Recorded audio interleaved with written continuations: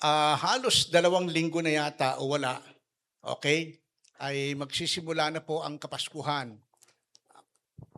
Ganun pa man, ang iba ay nagsisimula ng mag-ipon para sa kanilang mga inaanak. Ako man po ay nagsimula na rin na mag-ipon para sa mga bata. Okay, salamat sa Lord kasi yung provision ng Panginoon ay hindi po nawawala. Pag-usapan po natin ngayon ang becoming fruitful, pagiging mabunga. Lahat ho ng tao gusto ng mabunga. Maging po ang mag-asawa, gusto po nila ng bunga. Dahil yun po ang sinasabi ng Biblia na ang mga bata ay kaloob ng Diyos sa kanilang mag-asawa. Pero I'm speaking about spiritual things. Okay, God is wanting us to be spiritually fruitful. Okay, in John chapter 15 verse 16, ang sabi ng Panginoon, "You did not choose me, but I chose you and appointed you so that you might go and bear fruit. Fruit that will last, and so that whatever you ask in my name, the Father will give you." So ang ganda ng sabi ng Panginoon, inaatasan niya tayo na mamunga, pero bago po niya tayo inatasang mamunga, tayo ay kanyang pinili. So tignan mo yung katabi mo. That was chosen by God. Before the beginning of time, bago pa magsimula ang panahon, ang Diyos nandun ka na sa kanyang kaisipan. Nandun na tayo sa isip ng Panginoon, nandun na tayo sa puso ng Panginoon, kaya bunga ka man ng pagkakamali o bunga ka man ng pagkadalaga ng nanay mo, you are chosen by God. Ang dami ko na pong nakausap, mga kabataan na bunga ng rape, mga kabataan na bunga ng incest, na yung kanilang nanay ay inanakan ng kanilang mga mahal sa buhay. But then ang sabi ko, thank God, because God allows you to live on this planet Earth for a reason and for a purpose. Maaring magagalit ka to the things that have happened, but God used all those things for a very reason. Pinili ka ng Diyos. Amen.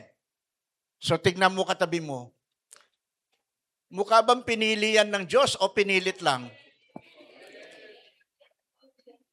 Pinilit lang na makasama rito. Ha? Pastor, bago pumunta yan dito, katakot-takot na kondisyon. Nandyan yung kakain kami mamaya sa Jollibee. Nandyan yung mga pinangako na kailangan tuparin, na kapag sumama lang siya sa akin dito sa Panambahan, magiging masunurin na ako sa kanya bilang asawang babae. There's a lot of reason, pero lahat ng yan, it's no accident. May purpose ang Lord. May plano ang Panginoon. So tignan nyo, you did not choose me. Because of sin, nang dahil sa kasalanan, we have been covered by the spirit of darkness. And that is the reason why we cannot even connect to God, because darkness has filled our minds and even our hearts. Kaya hindi tayo makalapit sa Diyos sa panahong yon, although tumatawag tayo sa Panginoon, but it seems na yung ating panalangin ay parang hindi nadidinig. It is because of sin. Kaya ang sabi nga ng Isaiah 66 verse 18, "If I regard iniquities in my heart, the Lord will not hear me." Kung mag-aalaga o magtatago ako ng kasalanan sa aking puso, hindi ako pakikinggan ng Panginoon. Then sumunod, ang sabi niya, pinili kita eh. Sa tao, merong tinatawag na standard o qualification para ikaw ay mapili. Dapat, una, presentable ka. Pangalawa, dapat gwapo ka. Pangatlo, dapat maganda ka. Dapat mataas ang pinag-aralan mo. Dapat katanggap-tanggap ka sa paningin ng marami. Di ba? Yun ang mga qualification na tinitignan o standard ng mundo. But God was not looking doon sa ating physical appearance. When God looks at you, He looks at you as an apple of His eyes. Amen. Sabi ng Biblia, tayo ay mansanas sa paningin ng Panginoon. Bakit mansanas? Sabi ng ibang reliyon, kasi nga po, yung mansanas nakakabighani. Kaya nung nakita ni Eva yung mansanas, nabighani siya. Pero walang sinabi sa Biblia na mansanas yon. Actually, ang sabi ng iba, ang mansanas, pag pinopronounce po nila, manchanas. Naging mancha sa buhay ng tao. Speaking of mansanas, kami po ni Pastora, last Tuesday ay pumunta po kami sa wellness, Victory Global Wellness. May aparato na pinahawak sa amin, tapos yung aparatong yon, tinuturo niya kung saan bahagi sa aming katawan habang nakamonitor kung saan yung may sakit. At kung saan yung sakit na yon, yun ang ididil po nila. So, at first, tuwan-tuwa po kami, tapos kinunan po kami po ng insulin sa dugo. Si Pastora, gustong-gusto niya. Ako, gusto ko nang umuwi. Okay. So in short, first day ng take namin, okay. Wednesday, okay pa. Pagdating ng Thursday, naalala ko yung sinabi sa amin ng doktora, may side effect po yan. Huwag kayong magtataka kung nahihilo kayo o magsusuka kayo o sasakit ang kasukasuan nyo o mamamanhid ang buong katawan nyo o yung dati nyong sakit ay parang maglilitawan. So, kasi Wednesday, sumakit na po yung paa ko. So, nung sumakit yung paa ko, akala ko, okay lang ito. Pero umabot po hanggang ngayon. So, hirap na hirap po ako maglakad. Buti na lang, may nagregalo po sa akin ng baston.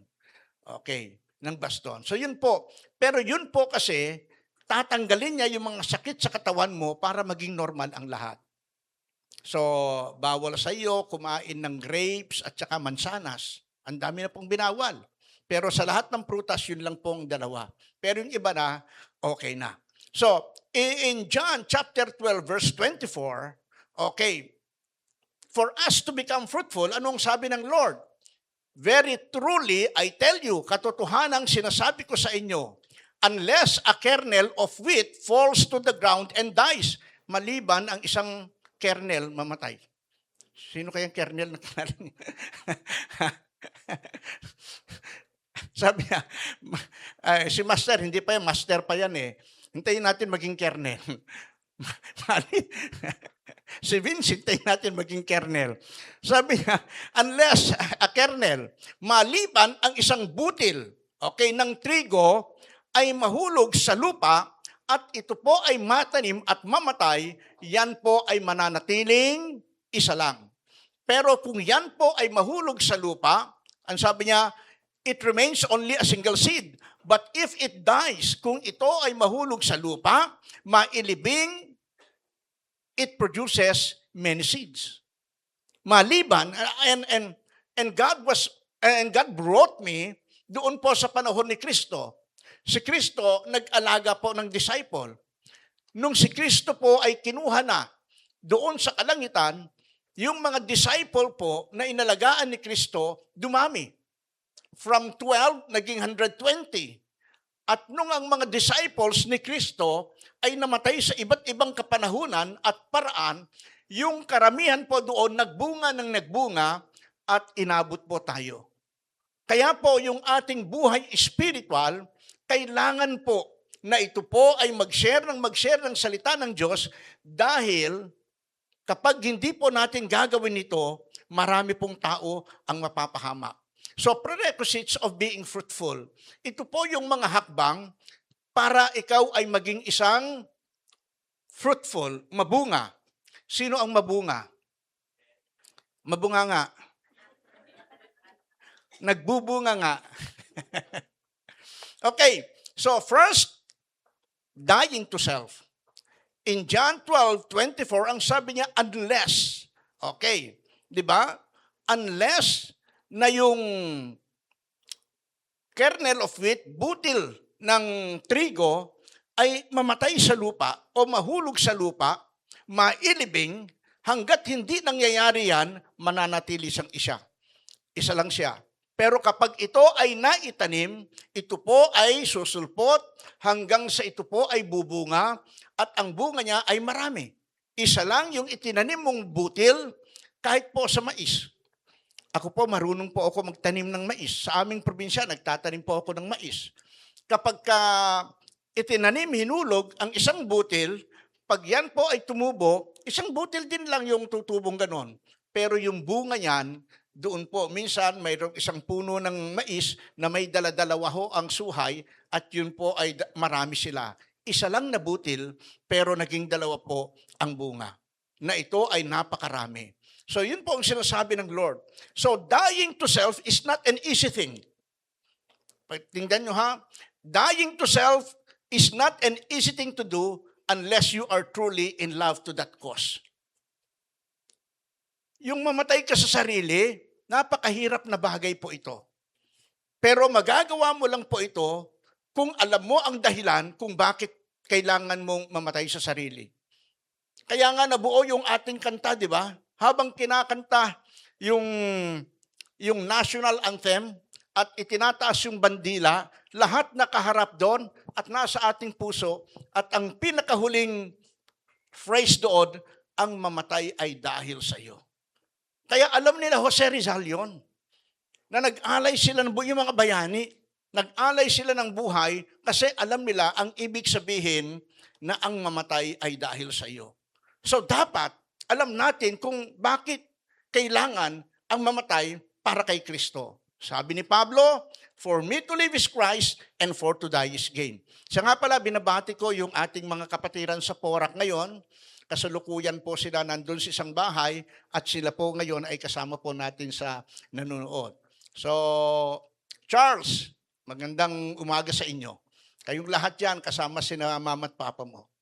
Okay, good morning. At may nagpapabati kasi. So, dying to self is not an easy thing to do unless you are truly in love to that cause. So, do not preserve the old you. Bury it and start living anew in Jesus. Huwag mo nang buhayin ng bangkay. Ibig sabihin, binago ka na ng Panginoon. So, dahil binago ka ng Diyos, huwag mo nang balikan yung dating pamumuhay mo noon. Sino ka ba before Christ came into your life? Ano ka ba before Christ came into your life? How have you lived before Christ came into your life? Paano ka namuhay o paano ka nabubuhay bago dumating si Kristo? Kung yan ay taliwas sa salita ng Diyos, no turning back. Huwag mo na siyang balikan. Amen? Huwag na nating balikan. So, new life leads to a changed character. Pag sinabing character, ito ay pagbabago ng tinatawag na behavior and attitude. Tapos, change lifestyle. So, mula nung nagpunta kami sa wellness, kailangan na namin mag-change lifestyle. Sabi ng doktora, Pastor, sabing gano'n niya, tsaka pastora, iisa ho ang karamdaman ninyo. Sabi ko, opo, kasi iisa lang po ang kinakain namin. Sa katunayan po, yung hindi kumakain, tirasa na po ang kumakain. Kaya lumaki po siya ng ganyan. Ngayon, kailangan magbago na. Pinagbawal sa amin ng kalabasa. Pero masarap ang kalabasa. Bago pinagbawal sa amin, kumain na kami ng marami. Kumain na kami ng marami. Okay. Bago pinagbawal sa amin yung kamote na bunga, bumili na ako ng kamote. Pero hanggang ngayon, hindi pa nalalaga. So, change lifestyle. Di ba? Magbago na tayo ng gawi, ng pag-iisip, ng pamumuhay, ng gawin ng ating mga pinupuntahan. So, being a Christian is not just about attending church every Sunday. It is about living and walking with Christ every day. Tingnan nyo ha, being a Christian is not just about attending church every Sunday. It is about living and walking with Christ every day.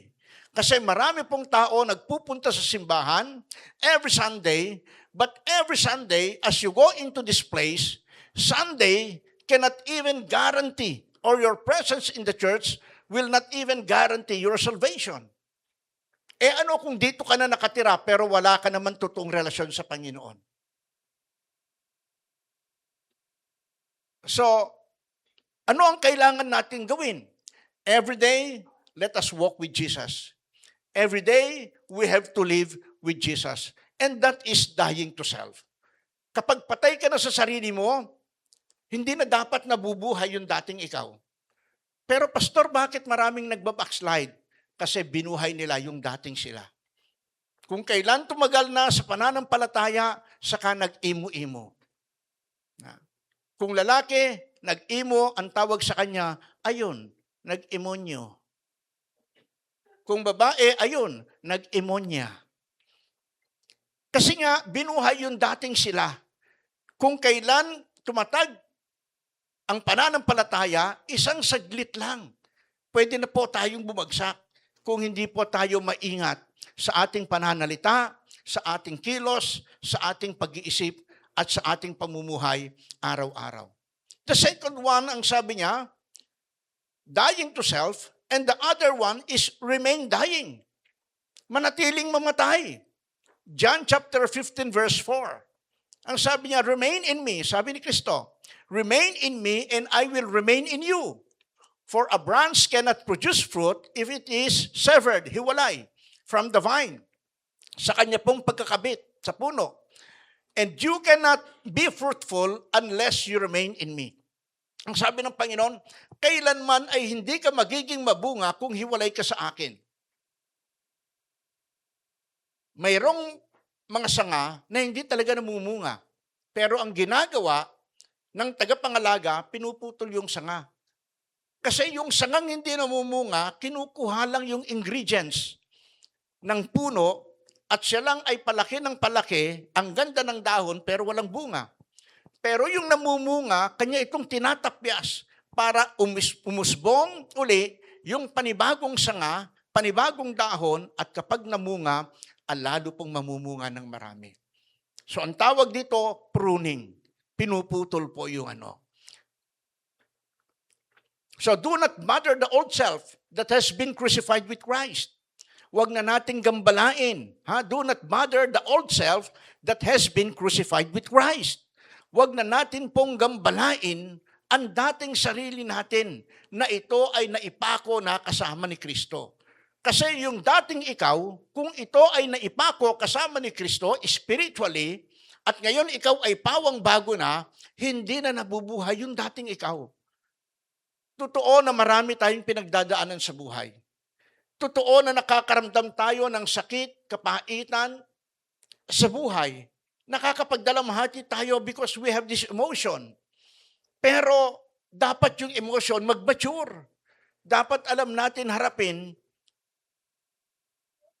ang mga pangyayari sa ating buhay. So, purpose of remaining in the vine is that the fruit to last.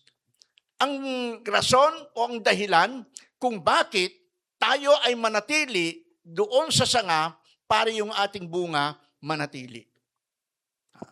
Yung ating dinala sa Lord, yung ating mga loved ones at kaibigan na dinala minsan dito, ang tanong, nandyan pa rin ba sila? O baka naman pag nakausap mo, ikaw ang dahilan kung bakit hindi sila bumalik na. Kasi may nakausap ako. Sabi ko, ba't di na kayo nakakabalik sa church? Sabi niya, Pastor, wala kaming problema sa inyo. Sa gawain, wala kaming problema. Ang problema namin yung nag-invite sa amin kaya hindi na kami nakabalik. Kasi hindi kami nagkaunawaan doon lang sa Facebook. Dahil lang doon. Dahil lang sa pamumuhay na hindi sinasadya, nakapagsalita na hindi sinasadya, nagkaroon ng problema. Kaya minsan yung Facebook o yung chat natin, ako naging maingat ako sa chat. Kasi minsan nag-chat ako, ang ganda ng chinat ko, pero ang tanggap niya mali. So dahil doon, binlock niya ako. After 6 months, lumapit sa akin. Ang sabi niya, Pastor, paki-accept mo po ako. Sabi ko, bakit? Kasi binlock ko po kayo. Sabi ko, hindi ko ramdam. Tinanggap ko ulit na ayos ang relationship. And I have to say sorry. Kasi ang ganda ng puso ko, ang ganda ng isip ko, mali ang dating sa kanya, I have to say sorry. At siya nagsorry din sa akin kasi mali ang tanggap niya. And because of that, where 2 or 3 gathered in Jesus' name, there am I in the midst of them. Sabi ni Lord, nagkasundo kami. It is because of the presence of God. Then the strength of a church is not in how many programs it runs, but in how many disciples it raises. Ano kung marami tayo? Kung wala namang nagpapagamit sa Lord, marami bang maliligtas? Ang daming simbahan, ang lalaki nila. Mas malaki pa nga sa atin, pati bilang nila, libo-libo. Dumami sila. Ang tanong, matitibay ba yung mga tao na nandoon nagsisimba? Sila nagnanakawan, sila nagpapataya. Pag tinanong mo anong reliyon, ganito ang reliyon nila. So ulitin ko, the strength of a church. Ang lakas ng isang iglesia is not in how many programs. Ay hindi po nakabatay ito kung anong programa mayroon po tayo o kung ilang programa mayroon tayo. Itong taong ito, ang dami na po natin ginawang programs and activities, projects. Nandyan yung nag-fun run tayo. Matagumpay naman ang fun run natin. May 2 po tayong institution na tinulungan. Yung isa, doon po sa Indang, puro mga senior po lahat sila at hindi sila nakakalabas. Yung proceeds ng fun run, binigay natin sa kanila. Tapos yung sumunod naman, dito sa Bukal ng Buhay. Tama ba yun, Bukal ng Buhay? Bukal ng... Kapayapaan, meron sila, wala pang buhay. Di ba? So, dinala natin. May iyak ka doon sa sitwasyon nila. Kasi yung iba ay makikita mo hindi po normal. Yung kalalagayan po nila hindi normal. Habang kami dinadala doon sa bawat kwarto, ang sabi ko, bakit ito parang kulungan? Pas kasi nga, pag inatake yan ng sakit niya, nahuhulog po yan sa kama. Kaya ginawan namin ng ganyan, tapos tinalian po namin. So nakatali. So sabi ko, di ba, ang hirap ng kalalagayan. So, the strength of the church ay hindi po nababatay sa ilang programa ang atin pong ginagawa. Pero ilan pong mga disciples ang naipoproduce at nagpapagamit sa Panginoon. Kasi yung mga disciples, konti lang sila. Pero nung sila ay nagpatuloy sa gawain ng Panginoon, the Word of God ay nag-spread po sa buong Asia Minor. At hanggang po sa ngayon, at hanggang sa darating na panahon, ang salita po ng Diyos ay hindi kayang pigilan ng dyablo. It will continuously be to spread on. And lastly, pangatlo, continuously dying. Dying to self, remain dying, and continuously dying. Bakit continuously dying? Kasi po, mayroong nagpapatay-patayan. Yung mga nagpapatay-patayan, hindi ho patay yun. Pag kiniliti mo yan, magre-respond yan.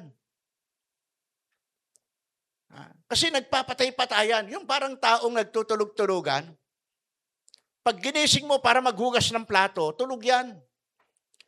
Pero pag sinabi mo, kainin na natin lahat ito kasi si kuya mo, tulog pa. At least hindi niya matitikman ang masarap na to. Biglang babangon yan.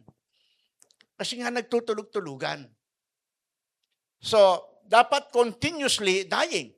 In 1 Corinthians 15:31, ang sabi ni Paul, I affirm, brothers and sisters, by the boasting in you which I have in Christ Jesus, our Lord, I die daily. I die daily. Sa ibang translation, I face death daily. Araw-araw naharap tayo sa animoy kamatayan. And even King David have said, ang sabi niya, though I walk through the shadow of the valley of death, I will fear no evil, for thou art with me. Lumakad man ako sa daang animoy kamatayan, hindi ako matatakot kasi Panginoon kasama kita. Araw-araw nahaharap tayo sa iba't ibang uri po ng kamatayan. Kapag may problema, ang nasa isip natin, patay na naman ako. Pag dumarating ang parcel na wala pang pambayad, di ko alam kung anong sasabihin ninyo. Di ba?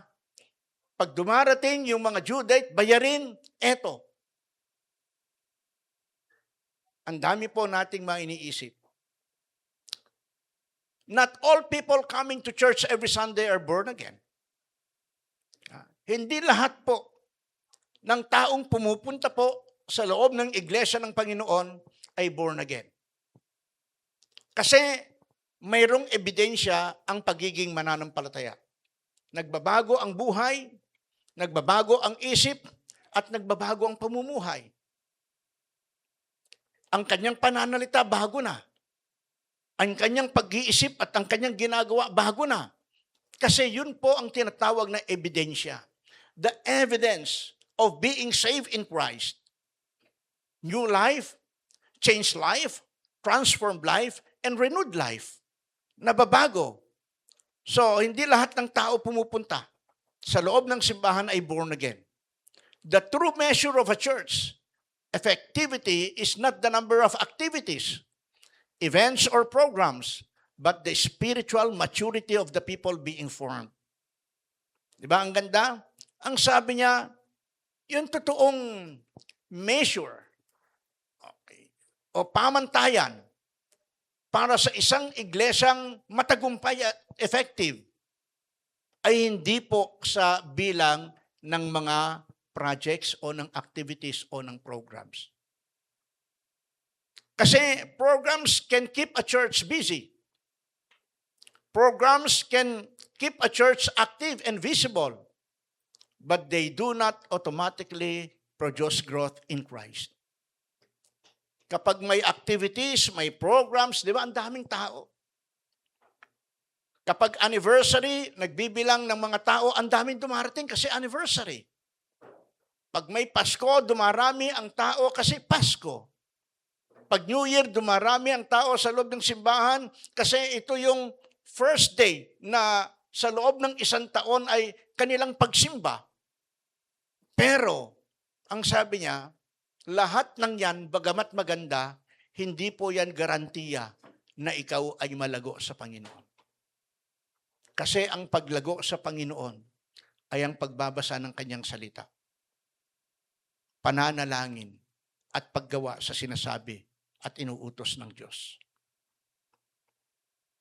Bakit pag prayer meeting, 1, 2, hanggang 3 lang dumarating? Pero kapag birthday yan, may kainan, ang dami. So, dyan natin makikita, may ebidensya kasi ang kaligtasan. Those people who love Christ, they really set aside themselves for worldly activities and planted their lives doon sa gawain ng Panginoon. Itinatanim po nila ang kanilang buhay sa gawain ng Panginoon. So for us to be fruitful sa buhay, para yung ating sasabihin, yung ating pamumuhay ay hindi lamang kagigiliwan, kundi hamon o challenge sa iba na magbago ng buhay, we should die to ourselves. Pangalawa, remain dying. And thirdly, continuously. Kasi kung buong maghapon ito, hindi ka nagkasala, praise God. Bukas, ganun na naman, praise God. Kung nabuo ang isang linggo na hindi ka nagkakasala, purihin ang Lord. Hindi yan abnormality. That is normal. Kasi nagmula po tayo sa banal na walang iba kundi ang ating Panginoon Kristo. Kaya hindi natin pwedeng ipagmalaki. Pastor, kaya ako nagkaganito kasi tao lang. No. Binigyan mo lang ng daan yung hangad ng sarili mong kapakanan. Pero kung Espiritu ng Diyos ang pairalin mo, you can do it for Christ. Kaya kung may pangangailangan, hindi si pastor ang kailangan mo. Si Christ. Kasi yun po ang kanyang sinasabi.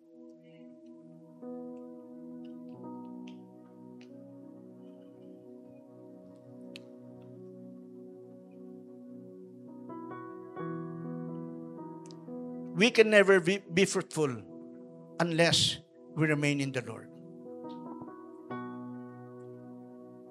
Ang sabi niya doon sa John 15:16, bandang huli, so that whatever you ask in my name, the Father will give you.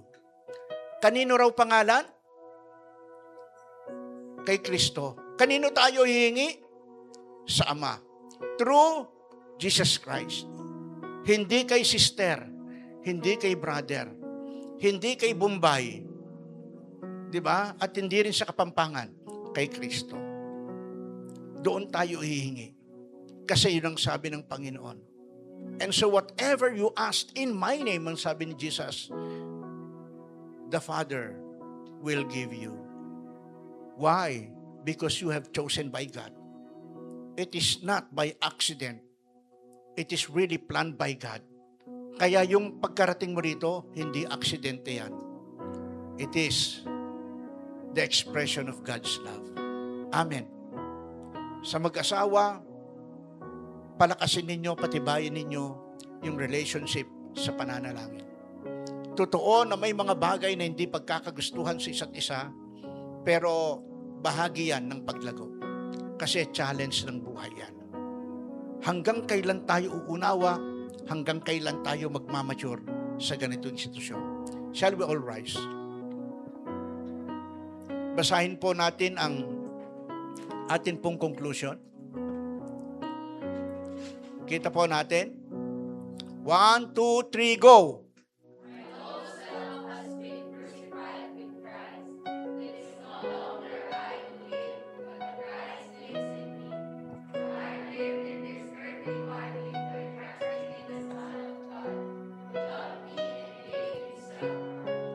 You can only live on this planet Earth, kagigiliwan ng Panginoon, when you trust God.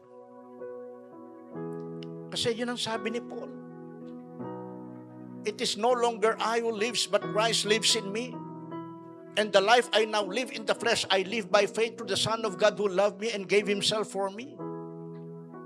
At siya rin nagsabi, for I am sure that neither death nor life, nor angels, nor principalities, nor anythings to come, nor anything's present, nor height, nor depth, nor any power on earth can separate me from the love of God, because Paul have trusted God. When we trust God, yung dating ikaw, hindi na muling mabubuhay ito. Hayaan mo na ang dating ikaw ay makalimutan mo na. Pero ang titignan mo ngayon, yung ginawa ni Kristo sa iyo, na tayo ay Kanyang tinubos, tayo ay Kanyang binago, tayo ay Kanyang minahal, at tayo ay Kanyang pinagsabihan, humingi kayo sa Ama sa pangalan ko at ipagkakaloob sa inyo so that your joy will be complete. So kapag may dumarating sa ating buhay na sitwasyon, pray. The next step, pray. Third step, pray. Until you will receive the answer of God at makita mo ang sarili mo that you are being caressed. Yung hinihili ka na ng Panginoon. It is because wala kang ibang inasahan kundi ang Diyos.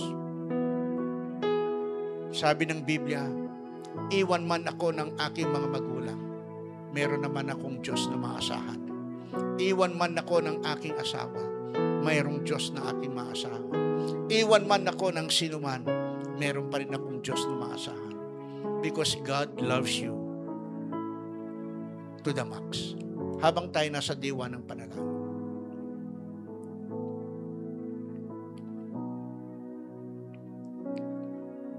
Pwedeng lumapit po rito yung nagsasabi na, Pastor, need ko po ang prayer. Minsan, hindi ko nakokontrol yung aking sarili, nakakaisip, nakakagawa, nakapagsasalita ako na alam kong mali, pero madali naman akong nagsisisi. Kaso nga lang, Pas, hindi ko talaga malampasan yun. Malimit dumarating sa akin yun. Na nakapagtatanim ako ng galit. Minsan sa aking asawa. Kasi paulit-ulit lang yung kanyang ginagawang kalokohan. But today, ating ibabaon yun. In the name of the Lord Jesus Christ. At sasabihin natin, Lord, I will do what you want me to do. Maaring hindi ko gusto Pero dahil gusto mo na ito ang gagawin ko, gagawin ko.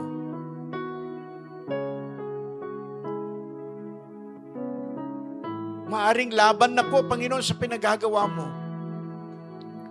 Ngunit aking itatanggi po, Panginoon, ang gusto ng laman. At ang gusto mo po, Panginoon, ang siya kong gagawin. Come in front and let us pray. We need to die daily. As we face death daily, we need to die to ourselves so that the life in Christ would live unto our lives. Yung buhay na meron kay Kristo ang siyang mabuhay sa atin. Yung dating tayo na ang dami nating kapalpakan. Yung dating tayo na mali-mali ang decision. Yung dating tayo na ang bilis lang mambuli. Yung dating tayo na ang bilis lang magsalita ng mga salitang hindi masarap pakinggan. Ibabaon na natin ito doon sa krus ng Kalbaryo.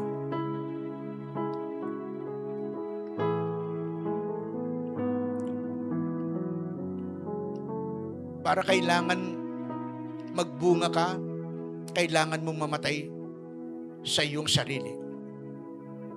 Pero bago mangyari yon, kailangan si Kristo manahan sa puso mo. Kaya doon po sa mga baguhan, o dati na rin nagpupunta rito, pwede po nating i-refresh ang ating kaligtasan. Pray with me. Sabihin po ninyo ang katagang ito, Panginoong Hesus, maraming salamat sa pag-ibig mo sa akin. Nire-renew ko po ang aking commitment sa inyo. Ang kaligtasan na dulot mo sa akin, hinihiling kong manatili at mamuhay ako sa tulong mo sa mundong ito na puno ng pagtitiwala sa iyo. Tinatanggap kita bilang aking Panginoon, tagapagligtas ng aking buhay. Salamat po sa pag-ibig mo sa akin. Salamat po sa pagpapatawad mo sa akin. Sa pangalan ni Jesus. Amen. Lord, I pray, O Lord, sa bawat isang narito ngayon, lalo na po yung humakbang, Panginoon, sa pananampalataya, na nagsasabing tulungan mo ako, Panginoon. Marami akong gustong gawin, Panginoon, na hindi ko magawa. At yung mga bagay na ayaw kong gawin, nagagawa ko. At nagdulot ito po, Panginoon, ng maling desisyon at maling hakbang sa aking buhay. Panginoon, tulungan mo kami para bumalik, Panginoon, sa dati ng aming pananampalataya na lumalakad na kasama ka at nagtitiwala sa iyo araw-araw. Because being with you, walking with you every day, ay kakaiba po, Panginoon, sa ibang nagdaan. Dahil ang araw-araw namin ay bago.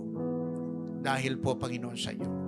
I pray, Panginoon, from head to foot, kagalingan spiritual, kagalingan po, Panginoon, sa karamdaman, kagalingan sa pananalapi, promotion sa trabaho, promotion, Panginoon, O Diyos, maging sa pag-aaral.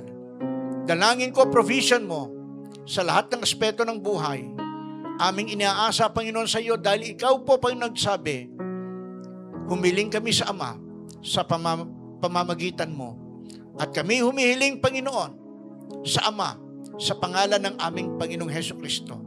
At ito ay sinasamahan ng pagselyo ng Santong Espiritu. At salamat po, Panginoon, sa iyo. By faith, we receive it.